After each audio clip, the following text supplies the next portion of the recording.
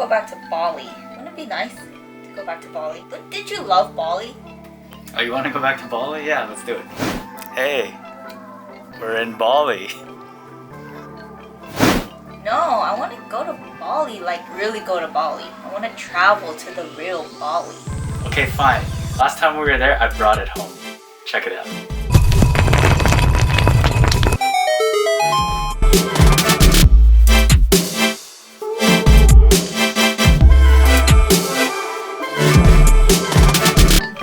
Hi! We're back from Bali. That was a fun trip, wasn't it? That was quick. Too quick. But it's cool. We found a way to travel without traveling. Time traveling. Spoofing. So if you watched our last video on first stop on our honeymoon in 2018, which was Thailand, Bangkok specifically, this is the second part of our trip where we spent 6 days in Bali. It was one of the most memorable trips, and it was time to do a look back this time. And we hope that this is going to be really fun and interesting for you guys. So we just really want to talk to you guys about Bali. I know it's a honeymoon destination for a lot of people. It was my favorite place that we went to on our honeymoon. Yeah, it was really memorable and beautiful. The thing is, for us, we were looking for a kind of a relaxing getaway. We also wanted to be able to see the sights. We wanted the basic side of us wanted some Instagrammable, photogenic spots that we hit. And we also got to do a little bit of adventuring, trying new things and all that. So it was a really great experience, and it's something that's really fun to look back at.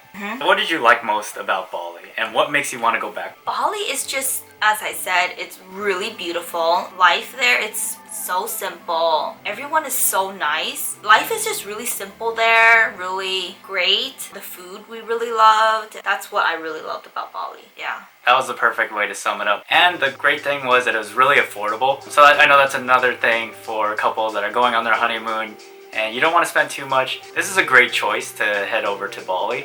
I would say very affordable in terms of lodging, getting around, food, and all of that. It's very inexpensive, especially compared to a lot of these other honeymoon destinations. So we definitely recommend it. Yeah, so the first thing is getting around the island. So we were lucky enough to get referred to a driver. His name was Budi. Apparently that's one of the most common names there. And he was the most perfect driver. He was extremely courteous. He was always on time. He gave us the greatest recommendations. He took us to so many great places, and he was able to like drive us around for like 8 to 10 hours a day. And he was so nice. Yeah. And it was the equivalent of maybe $35 a day with the tip that we gave him every single day.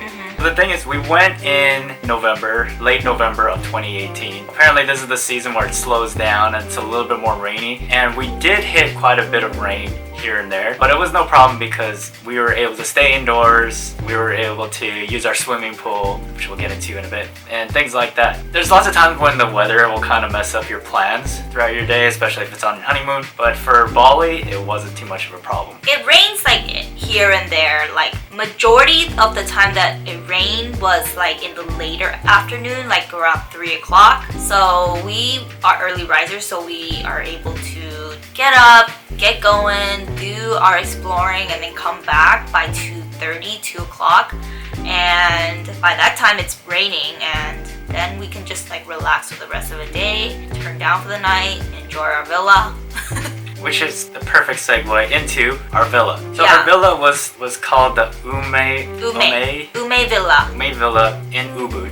So we spent our entire time there. Like we said before, we didn't really want to jump from place to place because we had a lot of luggage, and we still had one more stop after Bali. So we really wanted to try to keep the traveling to a minimum, and we spent all the 6 nights in Ubud, which is more of the jungle middle part of Bali. It's a very popular city in Bali.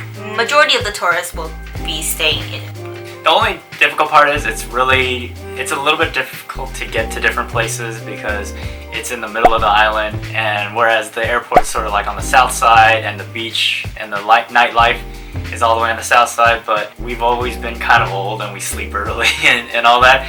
So it was a perfect choice for us because we wanted something that was easygoing and a little bit more relaxed, and it totally worked out for us. And we did spend a day where we went around all the way to the south part of the island, which we'll also get into later. The thing about this villa that we stayed at, it was perfect. It was affordable. It was about $30 a night, and we used points to book it. We used credit card points to book it.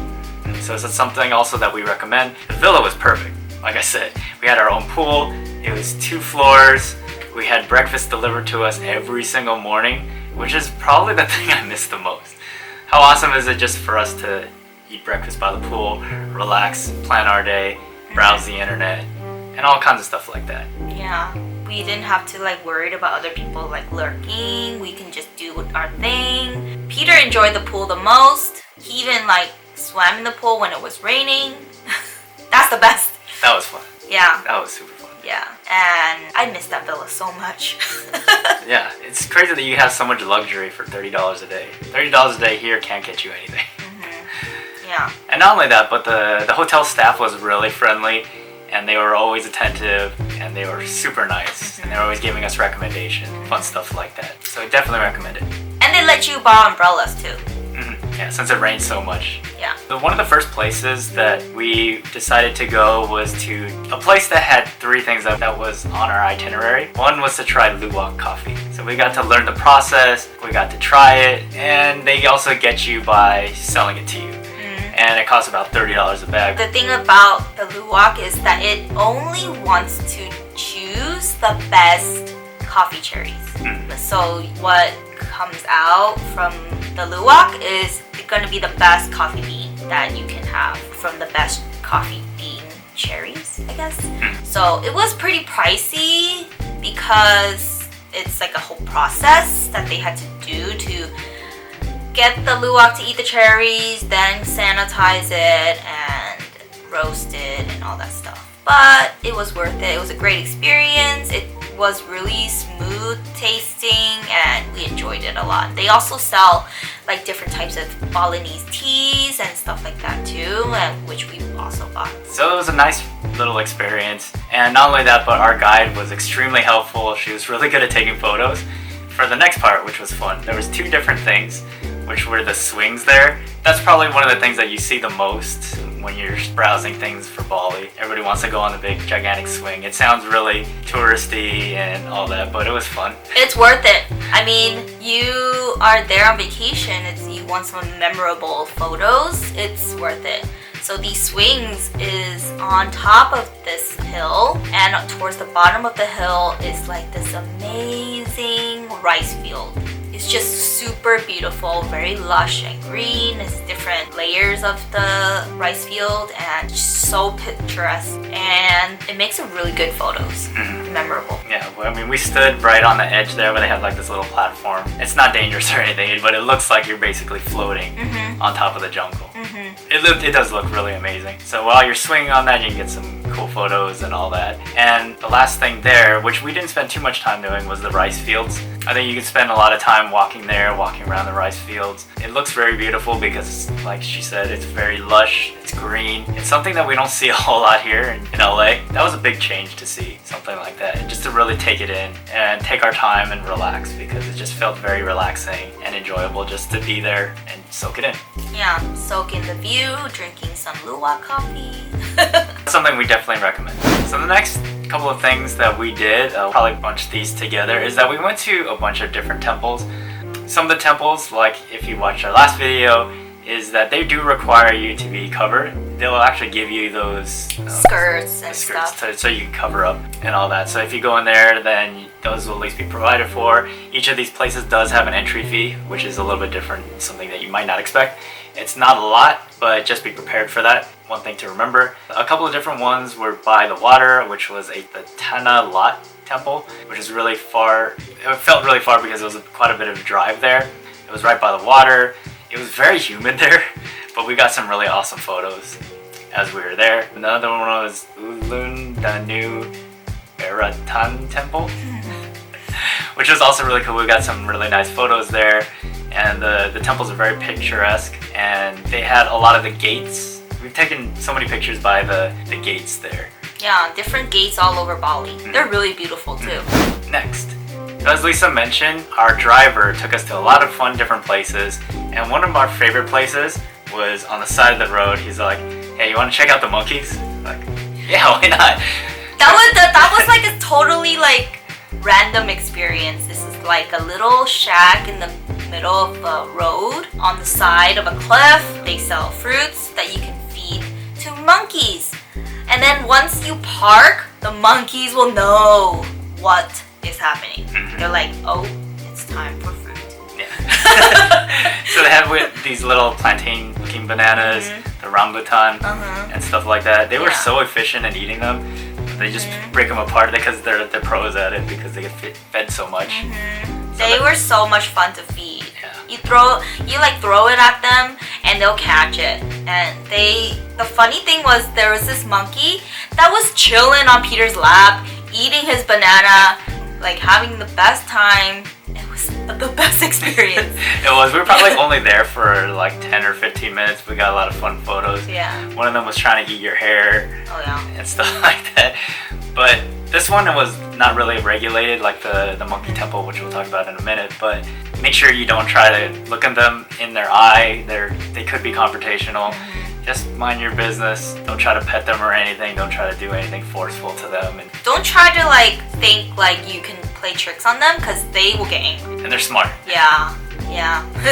But for sure, check it out. Ask your driver if he's there. That one is on our way home from the Holy Temple.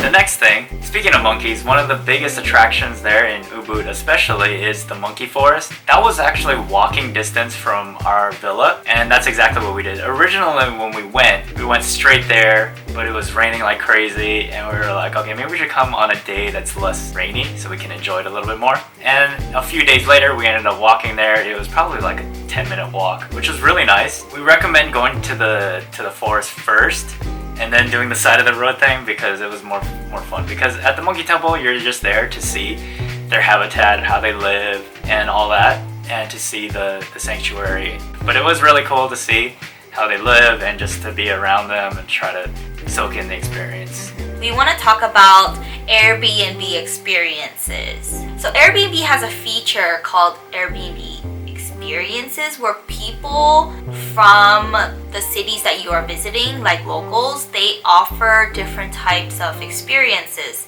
The experiences that we often look for are like local photographers who are doing that Airbnb experiences as their job, and we like to get photographed professionally everywhere we go for memories to keep as like travel memories.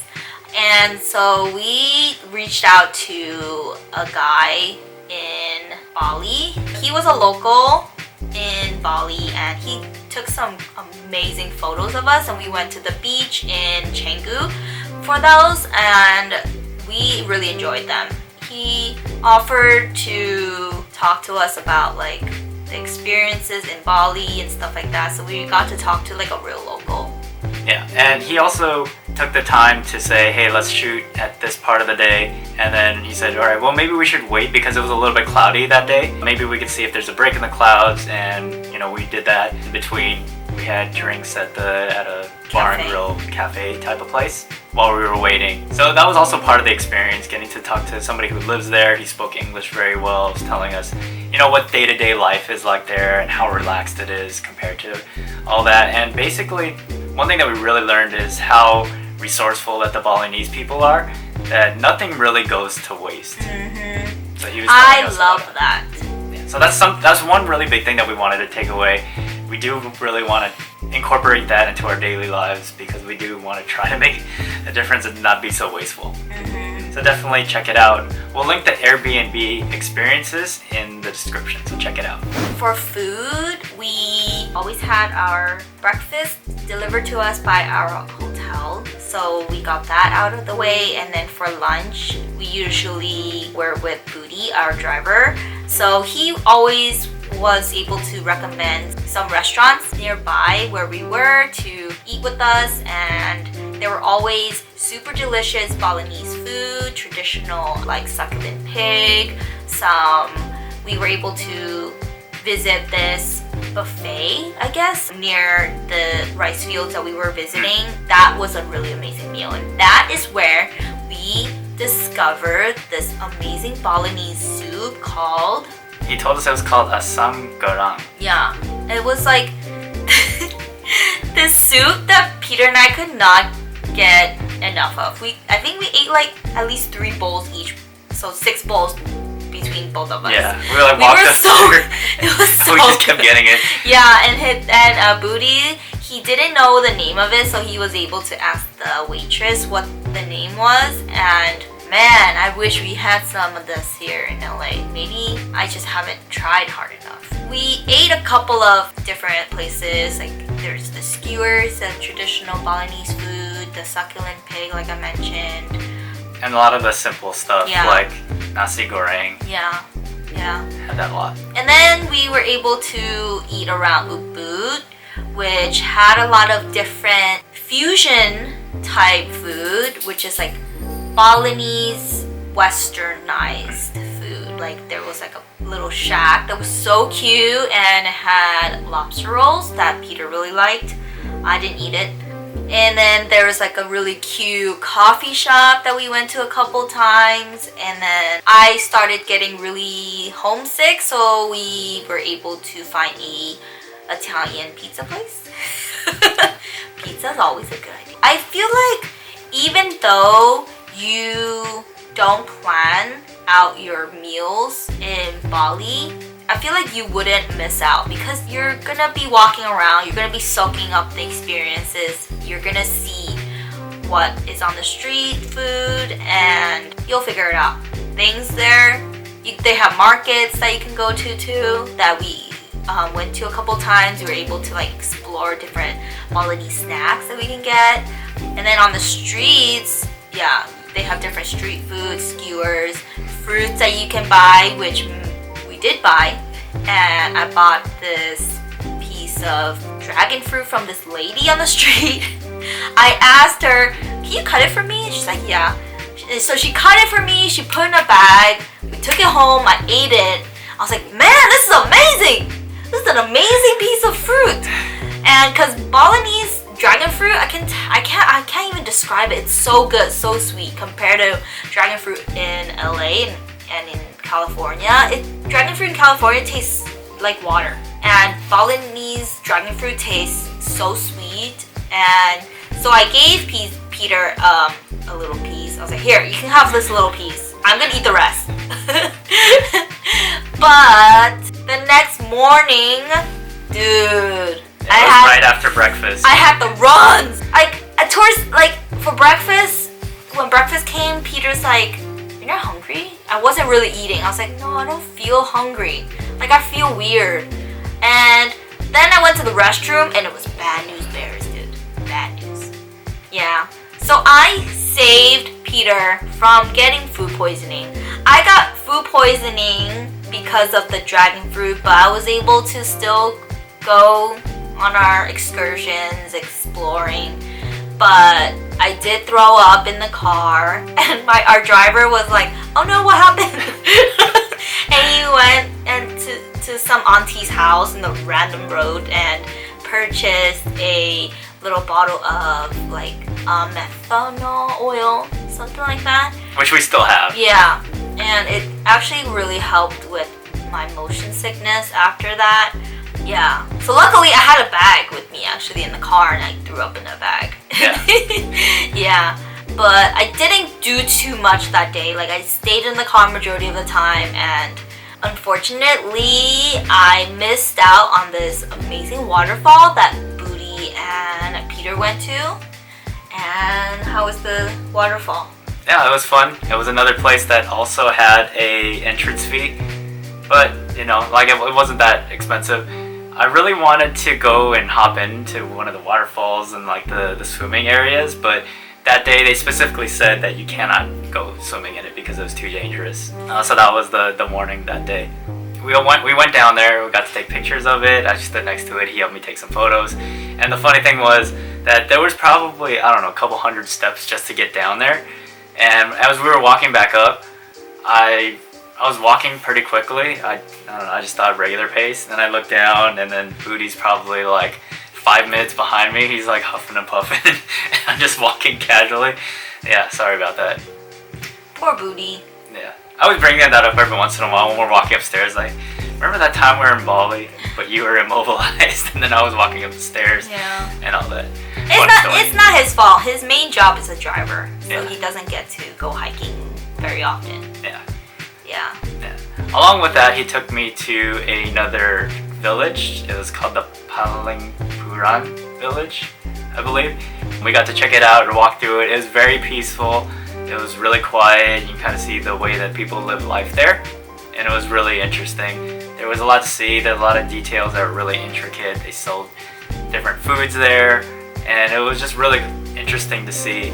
So all in all, we really enjoyed Bali for its breathtaking views, beautiful agriculture, really nice people, the amazing food, and we just had a really fun time. We loved our private villa with our private pool, which came with free breakfast, and it was, I feel like, the most relaxed I had in the whole trip. But yeah, can't wait to go back. Yeah, and also the way, when we went, it was not really crowded at all. It felt very wide open and it wasn't really cramped or packed, so that was interesting. There was a lot to see, a lot to do, a lot to eat, a lot to explore, and all kinds of fun stuff. It's definitely one of the places that we recommend the most. It's also one of those places where we think everybody should check it out at least once, and also to get immersed in the culture, get to see a different side of Asia, for sure. We hope you enjoyed this video, and we hope you get to go to Bali one day. We'll see you at our next video. Bye!